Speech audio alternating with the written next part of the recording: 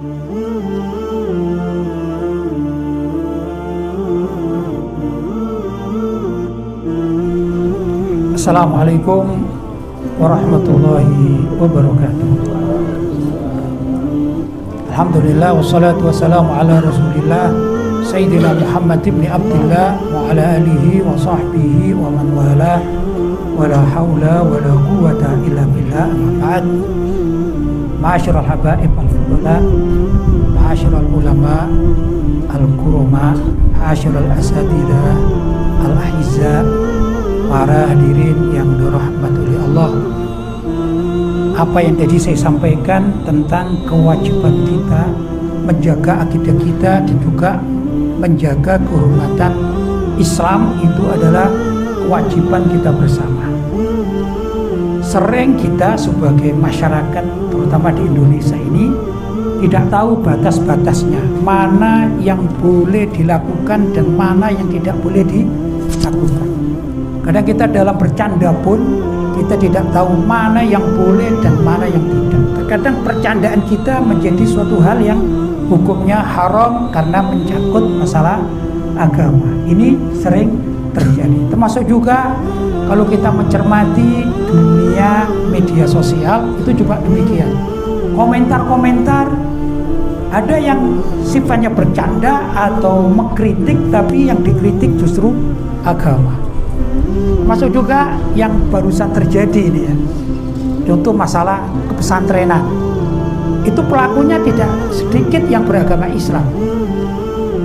Karena ada suatu kejadian musibah pada salah satu atau dua pesantren, maka pesantren dihujat. Nah yang repot kita ini kadang-kadang yang mengaji ikut menghujat.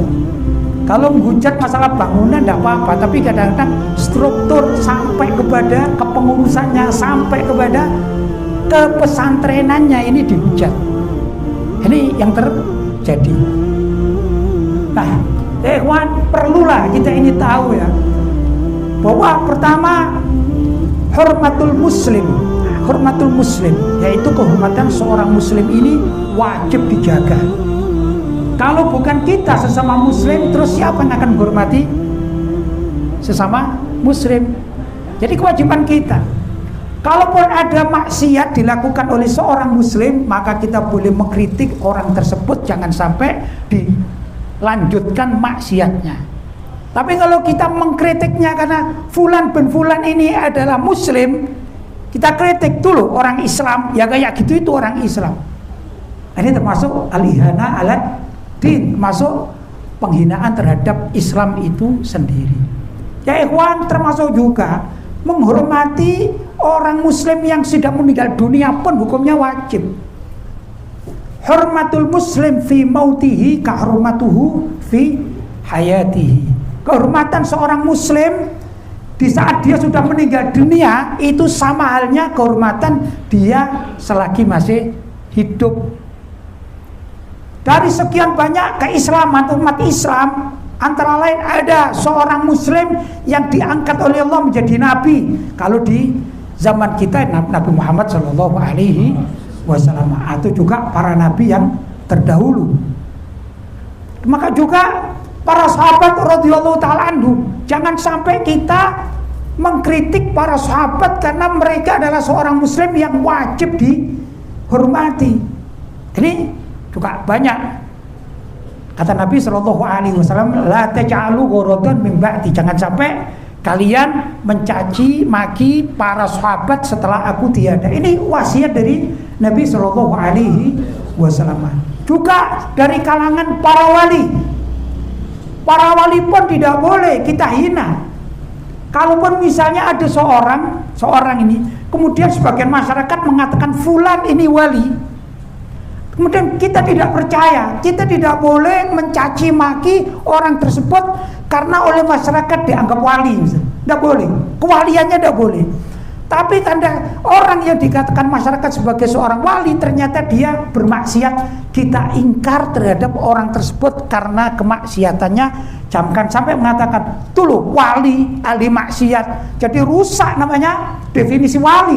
Tidak boleh, karena kewalian itu adalah pemberian dari Allah SWT. Dan belum tentu orang yang dikatakan fulan ini wali itu betul-betul wali sesuai dengan definisi Allah, pemahaman Allah. Belum tentu. Mungkin kita mengatakan dia ini wali, tapi sekali lagi jangan sampai kita menghina seseorang yang dianggap sebagai wali, kemudian kita pukul rata bahwasanya wali-wali itu seperti dia ini. Tidak boleh, haram hukumnya. Demikian juga ya ikhwan, ulama demikian juga. Ulama yang sudah meninggal dunia atau yang masih hidup sama kehormatannya sebagai ulama, tetap sama. Kalau ada misalnya tokoh dari kalangan orang-orang yang dikatakan oleh masyarakat sebagai ulama, ternyata dia beraliran sesat, kita boleh mengkritiknya, bahkan menyesatkan apa yang dilakukan oleh orang tersebut karena perilakunya, bukan karena dia dinisbatkan oleh banyak orang sebagai ulama. Keulamanya jangan. Bahaya untuk akidah kita. Demikian juga murid, santri misalnya, jangan. Seorang muslim, jamaah masjid, ini adalah perlu dihormati. Pasti di antara jamaah masjid yang ada sekeliling kita ini 1-2 orang mungkin bermaksiat di luar, tapi tatkala dia menjadi jamaah sebuah masjid, kita katakan kita wajib menghormati dia sebagai jamaah dari sebuah masjid ini. Kenapa? Jamaah masjid itu adalah termasuk syiar min sya'airillah. Demikianlah kita harus tahu ya. Masyarakat pada umumnya selagi dia muslim, kita wajib menghormati dia sebagai seorang muslim.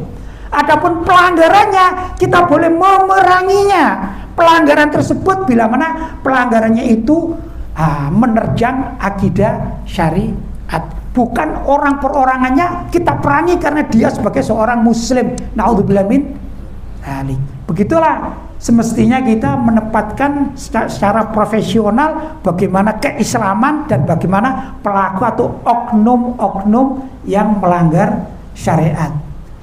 Oknum-oknum yang melanggar syariat, bila mana dia ini betul-betul muslim, itu bukan hak kita sebagai masyarakat, sebagai umat untuk menghukumi, misalnya memukuli dan lain sebagainya. Tapi ini adalah haknya pihakil Islam lewat pengadilan. Seorang pencuri muslim, kita tetap wajib menghormati dia sebagai muslim. Caranya bagaimana? Kalau dia mencuri, kita tangkap, kita serahkan pada pengadilan Islam. Tentu kita bicara hal ini adalah tentang keislaman, negara-negara Islam, pengadilan-pengadilan Islam, sehingga yang memotong tangan itu bukan kita, karena dia seorang muslim, wajib dihormati. Tapi pihakil Islam, yaitu dengan haknya agama Islam, tentu dengan syariatnya atau fikihnya, maka dia boleh dipotong tangan oleh siapa? Algojo yang ditunjuk oleh hakim muslim. Begitulah tata cara kita sebagai umat Islam. Mudah-mudahan ya ikhwan, sedikit yang demikian ini bisa membuka wacana kita. Kita tidak mudah-mudah, tidak gampang ya untuk untuk mencaci maki, menghina dan lain sebagainya, merendahkan sesama muslim. Ya, sekali lagi kalau ada pelanggaran seorang muslim terhadap syariatnya, maka yang wajib bertindak adalah hakim. Kita boleh rame-rame menangkapnya, seperti misalnya di sekeliling kita, di masyarakat kita, kalau ada maling kan ditangkap bersama.